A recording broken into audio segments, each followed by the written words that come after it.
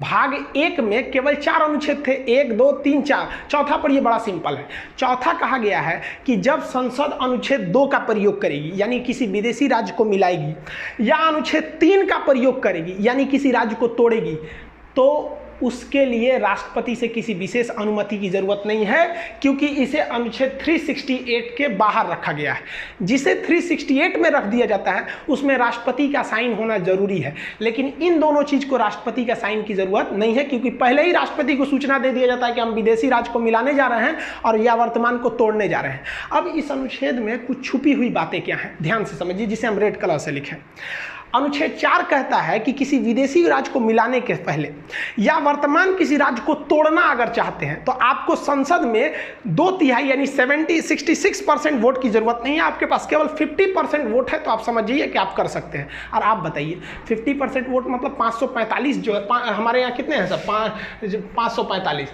इसका अगर आप में निकालेंगे 50% तो 272 होता है, तो जिसे 273 मान लेते हैं। 72 आदमी कैसे आएगा, काट के नहीं ना आएगा, 273। तो 273 कोई हम साधारण बहुमत कहते हैं, जिसे 50% हो गया। तो अब बताइए 273 सरकार के लिए चाहिए, तो यानी जो भी सरकार है उसके पास 273 बहुमत है और वो आराम से इस दोनों काम को कर सकती है, यानी ज़्यादा तामझाम करने की ज़रूरत नहीं है।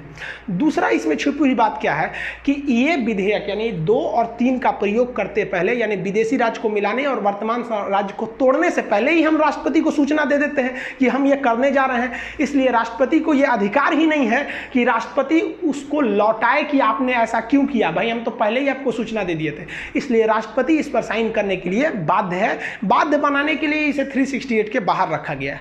और इस अनुच्छेद की और छुपी हुई बात क्या है कि हमारे संविधान में एक अनुसूचियां हैं, कई 12 अनुसूचियां हैं। उस अनुसूची में एक में लिखा गया है कौन कौन सा राज्य है। अब एक बात बताइए, आप किसी विदेशी राज्य को मिला लिए या किसी राज्य को तोड़ दिए, तो अनुसूची 1 में भी तो जाके वहां चेंजिंग करना पड़ेगा ना कि भैया हमने ये वाला राज्य मिला दिया या ये वाला राज्य तोड़ दिया। तो अनुसूची 1 में भी आपको चेंजिंग करना पड़ेगा इसी के साथ, उसमें भी राष्ट्रपति टोक टाक नहीं करेंगे।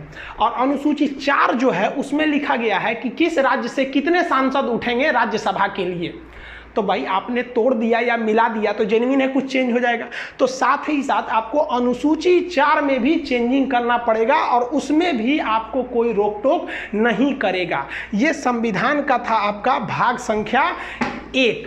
तो संविधान का भाग 1 अनुच्छेद 1 से 4 तक चालू होता है, जो कंप्लीट हो गया। 1 कहता है भारत राज्यों का यूनियन है, 2 कहता है विदेशी को मिलाओ। देखो संविधान वाला कितना होशियार था। पहले कहा कि विदेशी को मिला लो 2 में, और उसके बाद कहा अब मिल गया ना, अब जो वर्तमान में अब आ गया, अब इसको कूच काच करके कुछ भी करते रहो, कोई दिक्कत नहीं है। और अनुच्छेद 4 में कहा है कि ये दोनों काम आप साधारण बहुमत से कर सकते हैं, राष्ट्रपति इसमें बाध्य रहेंगे आपकी बात को मानने के लिए।